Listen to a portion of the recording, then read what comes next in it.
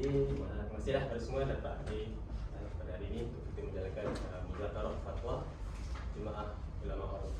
Jadi bagi memberkati majlis kita pada hari ini, ke majlis dengan kita Al-Fadhil.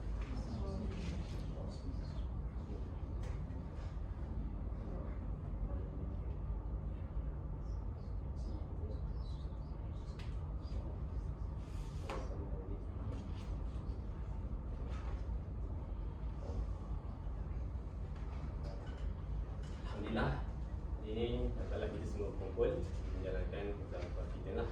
Mana agenda kita pada muzakarah ini adalah untuk membincangkan tentang satu permohonan yang dibuat berkaitan hukum maiteri, yang mana maiteri ini telah dijalankan di kampung Lepas Selisih ya. Lepas Selisih di Pasir Putih. Mana dah tak buang masa, saya serahkan pada SU lah tentang program khusus kita. Bismillahirrahmanirrahim. Okey, seperti yang sedia maklum, kita telah menerima permohonan daripada seorang pemohon yang berada di Kelantan juga. Dia ni mohon untuk permainan teri. Dia ni nak main teri, tapi dia masih ragu-ragu apakah hukum untuk main teri. Okey. Jadi pemohon telah menghantar surat kepada Pejabat Mufti pada 24 Oktober 2023, lebih kurang dalam 2 bulan lebih.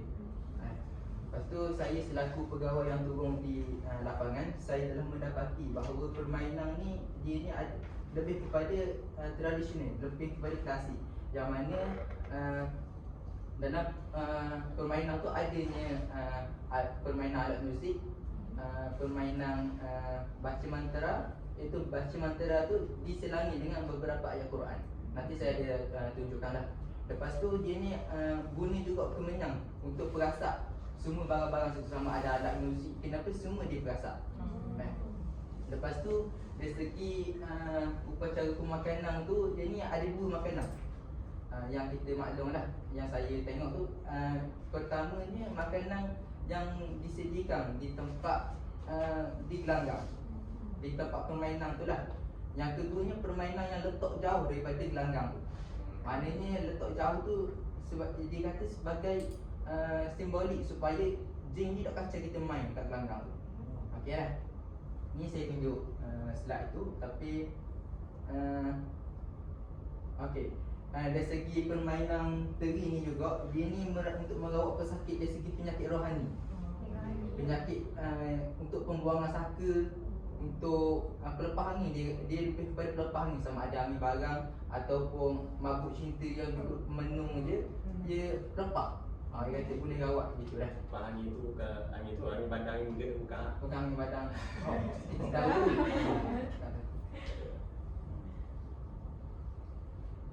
Ya. Saya juga ada panggil pemohon untuk datang ke sini. Tapi pemohon tu tak boleh nak datang sebab ia sedang kerja kat umrah. Jadi saya panggil orang kok saya mau minta kebenaran untuk masuk ke permainan teri tu. Kita panggil sebagai teri. Saya panggil sekejap Murah-murah. Yang teri ni kaya tak? Allah. Ni kita panggil ayah mak dah. Ayah mak. Salam ayah mak. Siap ayah mak.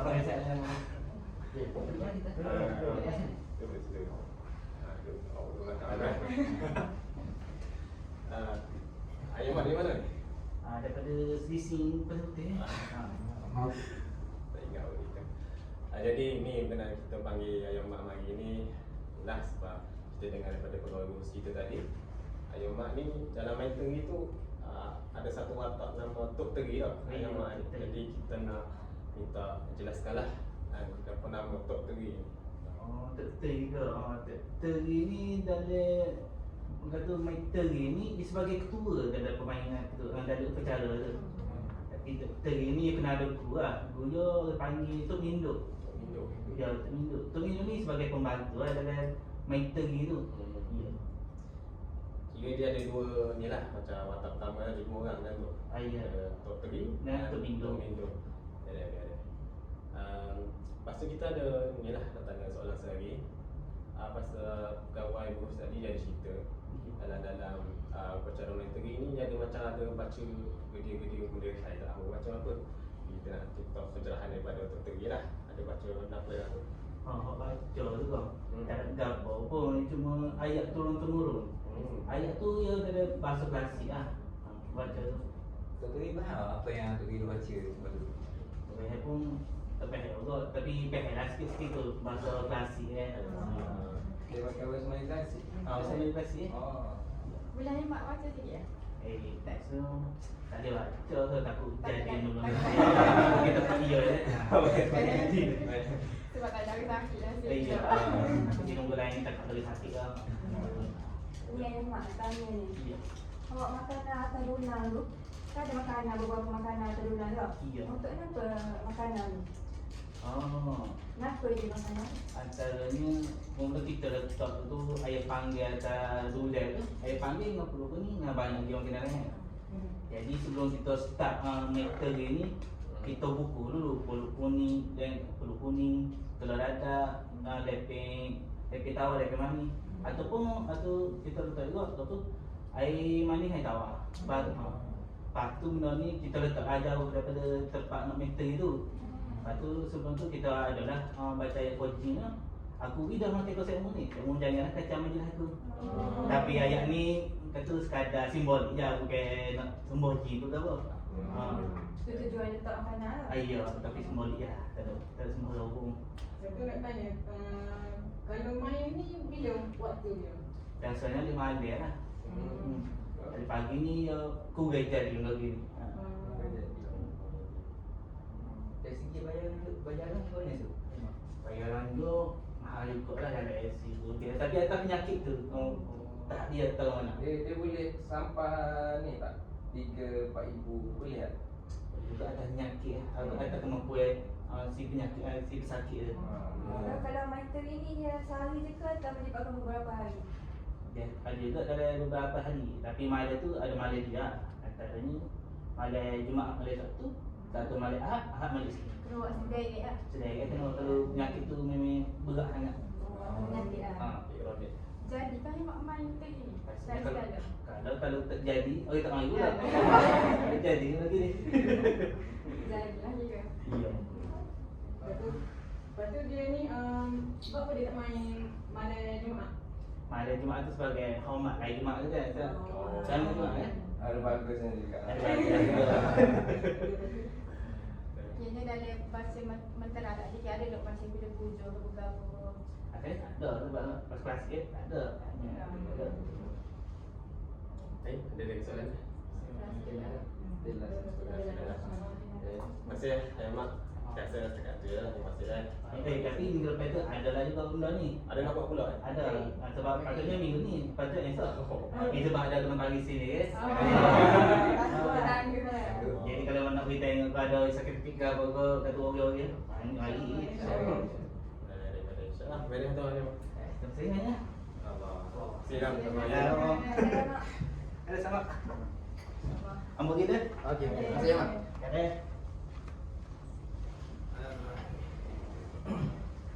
Ada slide yang nak tunjuk? Okey, saya ada slide nak tunjuk. Okey. Ni antara alasan pemohon kan. Pemohon telah menghantar surat kepada komiti tu. Dia tanya untuk sama ada pemohon ni kuatir lah sama ada perkara ni mengandungi unsur yang bercanggah dengan Islam atau tidak kan. Okey. Ni gambar semasa saya turun di lapangan lah. Yang ni ni lah dia panggil doktor ini sedang melakukan upacara. Ni dari segi gaya dia tu dan ada juga dalam gelanggang ni doktor ini dia pakai baju.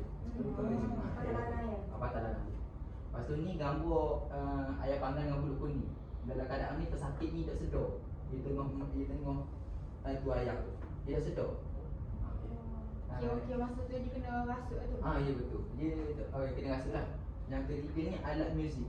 Orang panggil nak buat macam ke mimbar tu. Yang rupa-rupa panjang tu, orang panggil gebak. Dan masa pasal alat muzik tu ada serta nyanyi-nyanyi ke tak? Ke alat muzik saja yang nyanyi? Dia alat muzik saja. Dia bukan nyanyian. Dia alat muzik tu main dengan suara latar belakang tu suara lagu lah sama ada lagu menora, lagu klasik-klasik. Tak ada joget-joget lah. Tak ada. Oh, joget-joget kan? Tarian tu ke? Tarian tu memang ada. Ada dah tarian tu. Ada juga. Ada. Okey, ni kedudukan. Kedudukan dekat gelanggang tu lah. Yang mana Tok Minduk duduk depan. tuk tegi sini dapat sakit sini. Pencari wanita yang aku guys sini belaka kat gelanggang. Dan dia lagi waktu saya warna biru tu saya waktu. Situ dia lagi kosong tu kita dah siapa-siapa dah ada dalam bawah.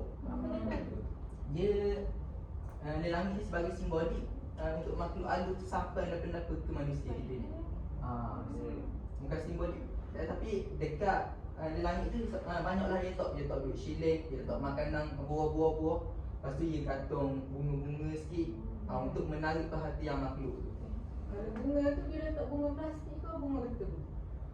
Dekat lelangi tu dia kebiasaannya memang letak bunga betul lah. Tapi ada ketika memang payah nak cari bunga, dia terpaksa juga letak bunga plastik. Yang dia puji lah situ. Dia kena lepas. Dekat lelaki tu memang dia ada duduk di bucu-bucu ke? Tu kan?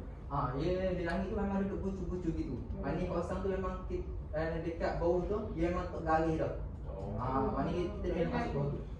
Budak-budak awak mari tu dah memang mak ayah menjaga betul tak boleh masuk. Budak-budak pun boleh mari juga lah. Boleh mari. Dia permainan ni kena model permainan satu puak. Dia satu keluarga. Satu keluarga tu banyak anak pinak dia. Okey. Ni saya tunjuk ni sikit.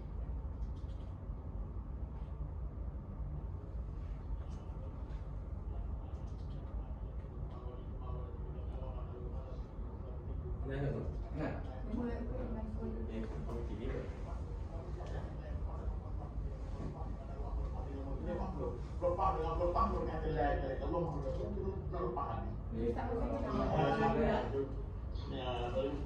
Ya semua dia terus kemauan dan terima tawa mata mana maju pasti. Lepas dalam suai lepas tibu lepas kalau lepas main time lepas mabuk dia lepas di pada luar lepas dengan ini pak lepas dengan jelek jelek kalau mau lepas ni. Ini antara gigi juga, antara sebab tu sebahagian ni sebahagian juga antara gigi matera lah. Kita tengok sini ada pengaji dewa, sayap pengasuh sifat dan sebagainya lah kan. Okey, ni cara dirawat telinga.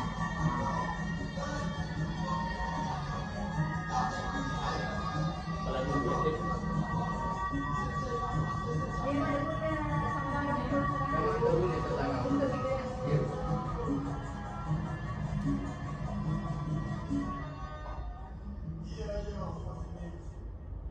Sebab hari aku sudah tiada lanang. Bersedar berada tu. Dia memang pesakit dia memang tak sedap. Dan tuk teri ni, dia ni perbatang ni lebih kepada perbualan antara tuk teri dengan tuk minduk. Tuk minduk ni dia ni macam orang kata hakim lah. Tuk minduk ni orang kata hakim. Tuk teri ni siapa kita minduk gini nyakit gini nyakit gini. Tuk minduk pun kau boleh cara gini pun dia pun dia usap-usap sekali lah. Tapi dari segi perbatang ni memang ada setuh lah. Paling setuh belakang tu, belakang pun dia belakang laki perempuan pun memang dia setuh. Gitu kan. Ya.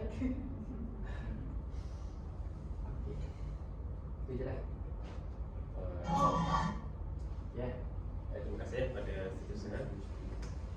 Jadi berdasarkan apa yang diterangkan dan apa telah diceritakan oleh Ayah Mak tadi.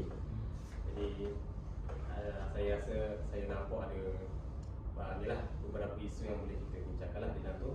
Mana isu ni dia ada melibatkan akidah dan juga kepercayaan seseorang. Jadi yang isu pertama tu berkenaan isu mantra yang dibacakan. Oh mantra. Ada sebab apa dia? Isu mantra lah pertama dibaca oleh Tok Teri di dalam permainan teri tersebut. Keduanya adalah isu angkat kenduri tu lah. Jadi kita mula isu pertama tu, saya buka kepada Adik Muzafarah ni untuk memberikan dalil dan pandang-pandang masing-masing lah seperti yang ada. Baik, saya ada pandangan. Silakan. Bismillahirrahmanirrahim. Jadi berdasarkan apa yang saya dengar tadi, audio tadi yang dipasang pasal mantra tadi, saya tengok tadi tak ada ilah lah yang saya nak mensabitkan benda ni haram. Sebabnya dalam hadis sahih diriwayatkan daripada Auf bin Malik al-Ashja'i radhiyallahu anhu, katanya kunna nabki fil jahiliyah fa kunna ya Rasulullah kaifa tara fi dhalika? Faqala i'ridu ala ruqakum la ba'sa bi ruqa ma lam yakun fihi shirk. Baik, masa zaman jahiliyah, para sahabat ni dia ada bertemu kepada Rasulullah, ditunjukkan satu jampi kepada Rasulullah. Jadi Rasulullah mengatakan padanya, tidak mengapa dengan jampi asalkan saja tidak ada padanya syirik, ini mempersekutukan Allah. Jadi kita tengok kat tadi, memang tak ada segala perkataan lah yang untuk mempersekutukan Allah. Waktu belakang tadi dia comel muncul dia dan dia lafaz tahlil la ilaha illallah Muhammadur Rasulullah. Saya pun setuju dengan pandangan Ustaz Hakim. Antara dalil boleh diperkuat lagi hujah dan pandangan Ustaz Hakim ni, saya ingatlah ada satu hadis ni yang diriwayatkan oleh Jabir bin Abdullah. Baginda ni pernah ditanya berkenaan dengan satu jampi yang diamalkan oleh keluarga Amru bin Hazmin. Mereka ni mereka menjampi dengan ni daripada kala jengking. Lepas tu setelah ditunjuk ke jampi tu, baginda pun bersabda, ma'ara ba'san wa istata'a minkum an yanfa'a akhahu falyanfa'hu. Berdasarkan dalil yang saya baca tadi lah. Lepas pada Nabi tu tengok jampi yang dibaca oleh keluarga Amru bin Hazmin ni, dan kata tak apa. Kerana sesiapa yang berupaya mendatangkan manfaat kepada saudaranya, maka hendaklah diberikan manfaat tu kepadanya. Jadi dalam ayat ni kita tengok teri tu dia baca jampi tu untuk rawat sakit yang dihadapi oleh pesakit tu lah. Jadinya dia macam bagi manfaat jugalah baca jampi tu untuk pesakit tu sihat, entah apa kan, untuk hidup secara sihat lah kata. Lepas tu kalau kita dengar berdasarkan voice Ustaz Ikram Pasir tadi, lepas tu Ayah Mak pun kata tadi kan, dia hanya baca bahasa Melayu klasik je. Tak ada dah pula kita dengar dipuja ke bergabung kan. Tanya Ayah Mak pun dia kata, dok puja lah katanya. Betul lah. Kadang tu je lah pandangan saya ni. Kalau ikutkan memang betul lah tu, sebab bahkan dia ada sebut sifat-sifat Allah pasal ada lafaz tahlil. Kan ada yang macam tak sebut dengan pendapat saya. Cerita sikit lah kan. Berdasarkan dengan Ustaz Ikram Ustaz Hakim dengan Ustaz Azura ni, Ustaz Azura ni, betul dari khabar yang bahasa ibu tu bahasa klasik. Tapi cuba tunjuk balik dekat slide tu, dekat diri mantra tu. Tu yang semua tiga tu. Cuba tengok sini. Dia menggunakan perkataan dewa. Itu maknanya dia dah tunjuk dia menyekutukan Allah, di mana ia bawa orang ni dia guna unsur-unsur pemujaan dewa. So, saya dah terbaca dalam, saya dah teringat dalam Quran lah, firman Allah Taala dalam surah Jin ayat 6 ni. Allah Subhanahu Wa Taala berfirman, wa annahu kana rijalun minal insi ya'uduna bi rijalin minal jinni fazaduhum rahaqa. Berdasarkan ayat ni, perbuatan minta pertolongan jin menunjukkan ia menyekutukan Allah, di mana ia melibatkan orang lain untuk menyembuhkan seorang. Padahal kita boleh je minta semua kepada Allah, sebab Allah segala-galanya untuk kita kan. Kita hambanya, kita berhaklah untuk pertolongan kepada dia. So dikuatkan lagi dengan hadis Nabi SAW. Nabi SAW bersabda, jauhlah 7 jenis dosa besar yang membinasakan. Sahabat bertanya, apakah dosa besar tu? Lepas tu Nabi pun bersabda, yang pertama menyekutukan Allah, yang kedua sihir, yang ketiga membunuh jiwa yang diharamkan melainkan dengan alasan yang benar, yang keempat makan riba, yang kelima makan harta anak yatim, yang keenam ialah lari daripada perang, dan yang ketujuh ialah menuduh wanita suci yang beriman yang tidak bersalah dengan tuduhan zina. Dan hadis ni ialah hadis riwayat Imam Bukhari. Berdasarkan hadis ni jelas yang Nabi sendiri pun kata yang pertama dosa besar tu menyekutukan Allah. Menyekutukan Allah dimaksudkan sini dia melibatkan pertolongan daripada selain daripada Allah. So menunjukkan ia syirik lah, kerana terdapat unsur-unsur pemujaan di situ. Saya setakat itulah perbincangan saya. Betul, saya pun setuju dengan pendapat Ustazah Tasha, sebab dalil-dalil yang dikemukakan oleh Ustazah Tasha tu jelas menunjukkan bahawa mantra tu haram. Saya pun bersependapat dengan Ustazah Tasha dengan Ustazah Naimah. Sebab yang pertama, ya, dalil yang Ustazah Tasha bagi memang dah kukuh, yang saya rasa memang menunjukkan mantra ni lebih tak arah kepada haram. tambah lagi kita tengok lirik itu sendiri. Ada dewa, ada disentuh oleh Ustaz Tasha tadi. Dan Ayah Mat sendiri cakap sebahagian besar dia pun tak faham juga maksud. Jadi kalau macam Ustaz Hakim dengan Ustaz Nandul cakap tadi ada lafaz la ilaha illallah, memang betul, tapi sebahagian besar sampai tu kita tak boleh nak pastikan sama ada kalimah-kalimah syirik ataupun tidak. Itu. Okay, betul tak? Saya setuju dengan pendapat yang mengatakan mantra ni haram. Sebab apa? Pendapat Hak Nazurah, Hak Ustazah Nazurah Kabul tadi mengenai kali jengking, tunjuk kepada Nabi tentang jambi kali jengking tu. Andai kata benda tu ada unsur syirik, mesti Nabi larang perkara tu. Mungkin dekat skrip sahabat tu, dekat mantra sahabat tu Nabi faham apa maksud dia, cara berubah. Sebab tu Nabi membenarkan perbuatan tu. Tapi kalau benda tu ada unsur syirik, secara jelas memang Nabi akan tolak benda tu. Ada nak tambah lagi apa? Saya kata boleh lah, saya kata betul lagi boleh lah kalau saya ni. Saya setuju dengan Hakim lah. Jadi terima kasihlah kepada ahli muzakarah semua atas dalil dan juga pandangan masing-masing.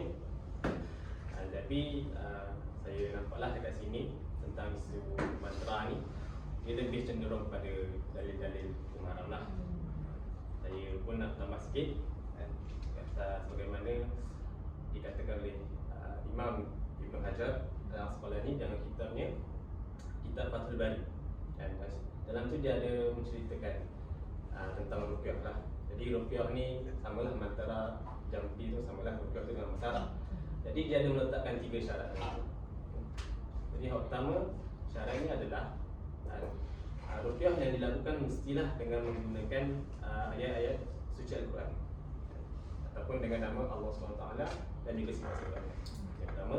Yang keduanya, ruqyah yang dilakukan mestilah dengan menggunakan bahasa Arab ataupun bahasa selain daripada Arab yang boleh difahami. Yang kedua. Yang ketiganya adalah mesti yakin, kita mesti yakin bahawa ruqyah yang dilakukan tu tidak datangkan apa-apa kesan tu, melainkan dengan izin Allah SWT. Jadi bagaimana daripada Ustaz Hakim dan juga Ustazah Nasrullah tadi lah, hadis tu betul menceritakan pasal ruqyah. Tapi kalau kita tengok syarat-syarat yang telah ditetapkan, yang telah disepakati para ulama tu, mantra yang dibaca tu tadi dalam upacara tadi tu, kita dengar tadi tak mencukupi syarat lah, iaitu bahasa yang digunakan tu bahasa Melayu klasik.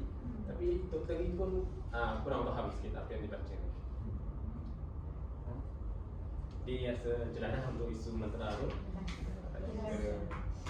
Kita teruskanlah pada isu yang seterusnya, itu isu angkat kenduri lah, mana pegawai tadi, pegawai kita dalam angkat kenduri ni dia ada unsur-unsur syirik lah.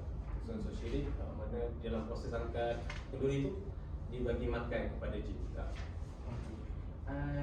Macam saya kata tadi lah, tak banyak pun dari segi makanan tu memang kita letak atas halang, kita letak jauh se, kita letak ni se. Okey, tapi makanan kalau kita letak jauh tu, makanan tu tak terusik pun, tak ada pun ada kata separuh bagi yang makanan hilang tu pun kita tak ada. Sebab dia letak tu kawasan yang tinggi sikit, jadi ni binatang-binatang tak boleh naik satu.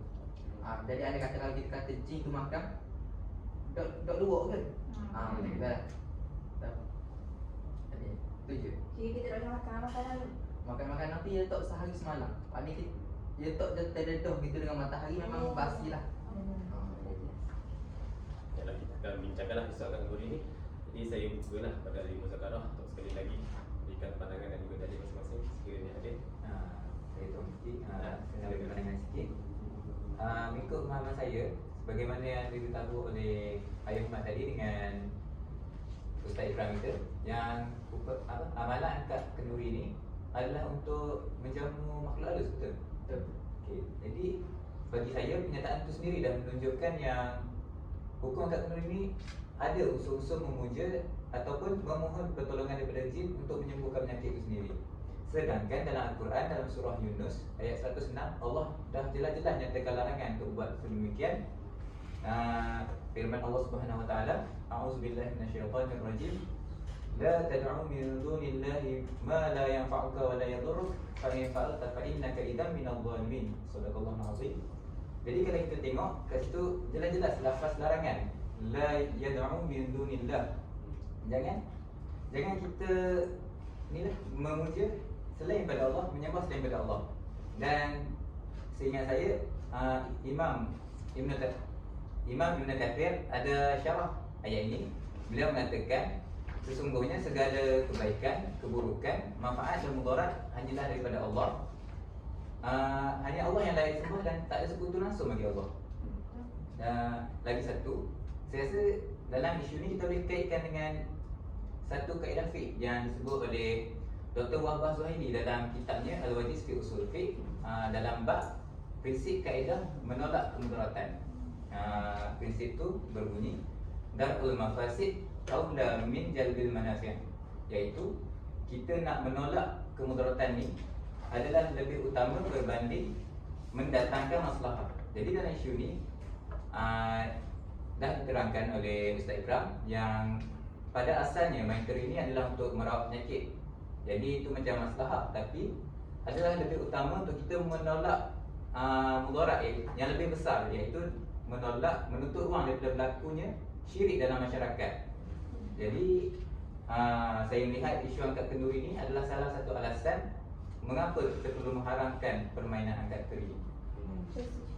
Saya setuju dengan permainan Ustaz ni. Sebabnya saya ada ingat satu dalil daripada Al-Quran dalam surah Jin ayat 6, iaitu a'udzubillahi minasyaitonirrajim wa annahu kana rijalun minal insi ya'udzuuna birijalin minal jinni fazaduhum rahaqa. Daripada ayat ni, menurut tafsiran daripada kitab At-Tabari, diceritakan oleh Al-Hasan bin Arafah daripada Ibn Abbas, beberapa lelaki dari golongan manusia bermalam di lembah pada masa jahiliah tu. Pada zaman jahiliah tu dia bermalam. Lepas tu dia berkata, aku memohon perlindungan kepada dewa penunggu lembah ini. Maka perbuatan dia tu akan menambahkan dosa bagi mereka. Siapa yang dia mohon, kalau mohon perlindungan daripada dia tu, maka akan dapat dosa lah. Jadi jelaslah daripada tafsiran ni menyatakan bahawa memberi makan pada jin untuk meminta pertolongan dia ataupun minta bantuan daripada jin ni boleh menjadikan pelaku tu berdosa. Jadi itu saja daripada saya. Yang lain ada boleh nak tambah ke? Dalam usul saya sebagai pegawai itu kita memang tengok dia ni memang betul-betul untuk memujuk jin. Kita ni mujuk jin ni supaya jangan kacau majlis aku ni. Maknanya dia jatuh kat dulang tu bukan jatuh seorang, jatuh dua orang. Kena molek 3 orang sekali untuk mintuk tu, sekali yang pesakit jatuh. Minta sungguh-sungguh lah jangan kacau majlis ni. Yang kedua ni kita ada tengok unsur pertolongan, minta pertolongan dia supaya dia sembuh penyakit tu, penyakit pesakit tu kan. Maknanya kalau ada kata kedua-dua kita tengok, kedua-dua unsur ni kita tengok dia memang menyalahi lah, kerana Islam ni melarang kita untuk bermuamalah dengan jin. Betul tak? Okey, maknanya boleh jadi jin tu tipu kita. Boleh jadi tu jin tu lebih memudaratkan lagi pesakit tu. Banyak sebab lah. Dan kalau kita tengok dalam kisah Nabi Adam alaihissalam dengan bangsa jin, yang mana Allah suruh bangsa jin ni untuk sujud, untuk sembah kepada Nabi Adam ni. Tapi bangsa jin ni tak ambuh, dia rasa diri tu lebih mulia daripada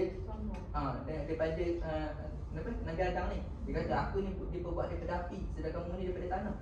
Okey kan? Maknanya kalau anda kata kita ni mohon pertolongan jin, manusia ni mohon pertolongan jin, dia ni akan rasa dirinya lebih besar, lebih rijak lah. Okey, begitu juga dengan kita tengok, saya ada teringat firman Allah, ya ayyuhallazina amanu ista'inu bis-sabri was-salah. Maknanya kita ni perlu memohon pertolongan hanyalah kepada Allah. Sama ada kita ni diuji untuk sakit, diuji untuk alami ujian-ujian yang berat, tapi kita perlu memohon kepada Allah. Sebab hanya kepada Allah kita memohon, dan hanya kepada Allah kita ni akad lah, kita ni Allah tu yang Maha Esa. Maknanya kita perlu minta kepada dia. saya ada nak tambah sikit lah dari segi akad kenduri ni kan. Kalau dah kembali ayah mak kata dia sebagai simbolis saja, dia tak boleh keluarga dia kan, bahagian ni semua tu. Dan kalau kita sebagai simbolis saja, baiklah dia ayah tak suka kan. Sebabnya kalau letak pun, tinggal yang tak letak pun masih tak ada beza pun tu kan. Ha, betul tak? Tapi itu kepercayaan dia. Yelah, maksudnya dia kata dia simbolis saja. Ini mestilah dia nak puja juga. Sebab dia letak tu, kalau dia kata dia tak puja, baiklah dia tak tu makin dia bersama tu. Betul? Betul. Dia kena macam membazir Ha. lah. Mungkin itu perlu dikekalkan sebab itu satu kebudayaan. Ha, betul. Ada lagi nak tambah apa? Saya tak ada insya-Allah. Kurang lebih kan? Yalah. Jadi terima kasih semua sekali lagi atas pencerahan yang diberikan. Jadi dari semua saya pun setuju jugalah dengan dalil Ustaz dan Ustazah yang cakapkan. Jadi berkenaan hal ini sebenarnya kita dah adalah rujukan dia daripada Muslim Muhammad Muzakarah Jawatan Kuasa Fatwa Majlis Kebangsaan. Saya ada tukar tadi. Muzakarah Jawatan Kuasa Fatwa Majlis Kebangsaan bagi Hal Ikhwan Agama Islam Malaysia kali ke-39 yang telah bersidang pada 21 September 1995 di bawah penggunaan jin menurut Islam. Jadi keputusan muzakarah tersebut macam mana? Dia ada 4 keputusan. Yang pertama, sahabat dengan jin dengan tujuan mendapatkan pertolongan dalam perkara-perkara yang dicegah oleh syarak dan haram. Yang keduanya, meminta pertolongan jin dalam lawatan perubatan sehingga membawa kepada syirik dan haram. Ketiga, meminta pertolongan jin untuk mencari kekuatan dan kehebatan adalah haram. Dan keempat pula, meminta dan menggunakan khidmat jin untuk ilmu sihir atau nujum adalah haram. Jadi untuk angkat kenduri ni, dia duduk dekat nombor 2 tu, meminta pertolongan jin dalam lawatan perubatan sehingga membawa kepada syirik dan haram. Jadi orang tujuan dia nak main tegi ni, dia kata tadi tujuan untuk berubat lah, untuk berubat. Tapi dalam main tegi tu, ada angkat kenduri ni. Jadi angkat kenduri ni dia adalah satu unsur kata boleh membawa kepada syirik. Jadi kalau kat situ kita tengok memang tak boleh lah angkat kenduri ni. Rasanya situlah saja daripada saya. Jadi ada mazhab semua ada nak tambah apa lagi? Setuju ya? Baik. Baiklah, okey. Setelah perbincangan yang telah kita jalan tadi lah, InsyaAllah dengan kalam mulia Bismillahirrahmanirrahim. Muzakarah Muzakarah Fatwa Jemaah Muhammadiyah mensyarahkan bahawa hukum permainan teri di kampung Tepas Selisih ini adalah haram. Haram. Hal ini berdasarkan beberapa faktor. Yang pertama adalah jampi atau mantra yang dibacakan semasa upacara tidak memenuhi syarat-syarat ruqyah, iaitu bahasa yang digunakan dalam upacara tersebut tidak dapat difahami. Yang keduanya, upacara angkat kenduri di dalam materi tersebut mengandungi unsur-unsur syirik seperti pemujaan jin dan makhluk halus. Jadi putusan muzakarah Fatwa Jemaah Ulama Quran kali berapa lagi ni? 9.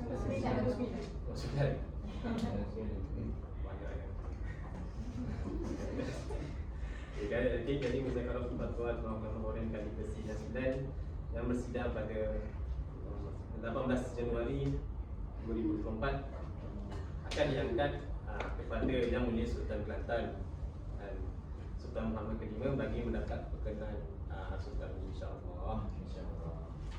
Itulah rasa. Saya dia nak tanya nanti. Tadi kan ayah mak adik kau buat kan? Ada siapa-siapa nak pergi mentor lagi ke? Ada lagi. Boleh. Kalau aku kau adik nak kita tengok ke ni, tapi jangan ada berubat kan. Kita tengok. Dia mesti kasi nak fikir saya. Nak jadi sikong mesti. Kita kena nyam lah. Kita cari orang lain tapi.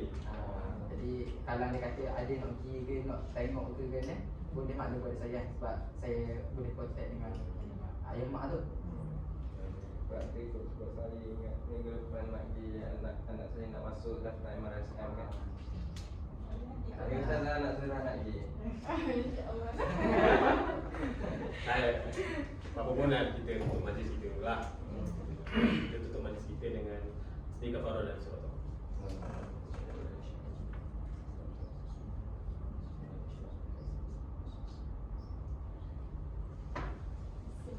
Terima kasih semua.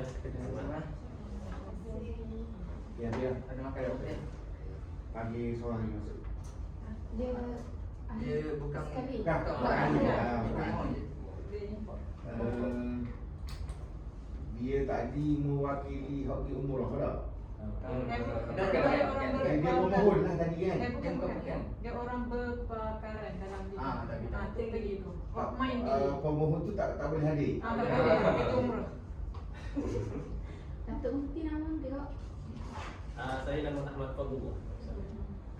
Bismillahirrahmanirrahim. Assalamualaikum warahmatullahi Ini nama wabarakatuh. Ni ID. Kumpulan orang tau. Jadi alhamdulillah utamanya terima kasih kerana memberi satu tajuk yang bagus lah. Sebenarnya awak ambil buat ni setelah ada keputusan ke tak ada keputusan ni? Keputusan apa tu? Ada putusan Ada fatwa. keputusan tak? Satu hari. Fatwa ni. Ha. Kalau fatwa negeri Kelantan. Ha. Mufti Kelantan, Jabatan Fatwa Kelantan dia buat keluar dah. Keluar dah. Dan Haram. kata haram. Dan Dr. Zulkifli Abdul Bakri pun dia keluar dah. Haram. Maksudnya dia ada kajian kes tu masa awak pergi buat kaji tu belum diputuskan. Yang ni awak buat ni benda ni dah diputuskan. Ya, betul. Maksudnya hukumnya haram lah. Ya, betul. Oh. Jadi berdasarkan kertas kerja yang saya tengok ni, dalil-dalil rujukan ni banyak dah ni, alhamdulillah. Alhamdulillah. Lepas tu dari segi dia punya bahan kerja ni, dia ada pengenalan, lepas tu cerita kajian lapangan apa semua, bagus kan ni. Cuma dari segi persembahan ni lah. Persembahan kena etidor. Cuma kena hati lagi walau bagaimanapun, insya-Allah di masa-masa akan datang buat yang terbaik lah, insya-Allah. Apa ni dari segi dokumentasi baik. Saya tak komen lah. Sebab bagi saya kalau dah ada dalil-dalil cukup dah ni, banyak dah ni. Lepas tu keputusan pun awak buat dah, sure keputusan Kepulauan Ria kali ke-99 ni. Lepas tu ada punya rujukan persembahan apa semua, ada tujuan apa, ada button. Saya tengok dari segi ni alhamdulillah bagi saya terfaedah. Cuma dari segi mutu persembahan mungkin kita untuk akan datang mungkin tambah lagi lah. Dia kena alert lah, dari segi apa, perhujahan, gaya persembahan itu sahaja. InsyaAllah bagi saya dulu juga. Kita nak dulu ya. Dulu nak gagal tapi bagi saya insya-Allah alhamdulillah untuk akan datang buat yang terbaik lah. Itu saja daripada saya. Azan. Saya sikit je. Kalau realiti dia kena pemohon tu memang kena ada lah. Kalau apabila pemohon tak boleh hadir, biasa kita akan confirm dulu sebelum mesyuarat. Kalau pemohon tak boleh hadir, biasa kertas tu tak akan dibentangkan lagi. Biasanya SU ni dia penambah, macam permohonan dah dibentang, lepas tu SU mungkin ada maklumat ataupun mungkin dah diarah oleh datuk untuk turun lapangan dulu, dia akan tambah, saya tengok dah sendiri gini pula.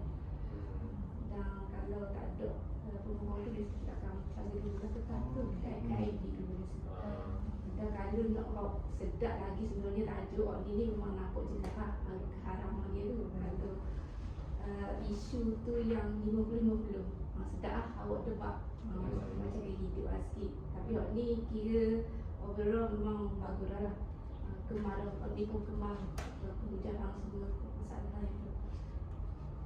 Terima kasih banyak. Terima kasih. Jemput plan lain. Baik.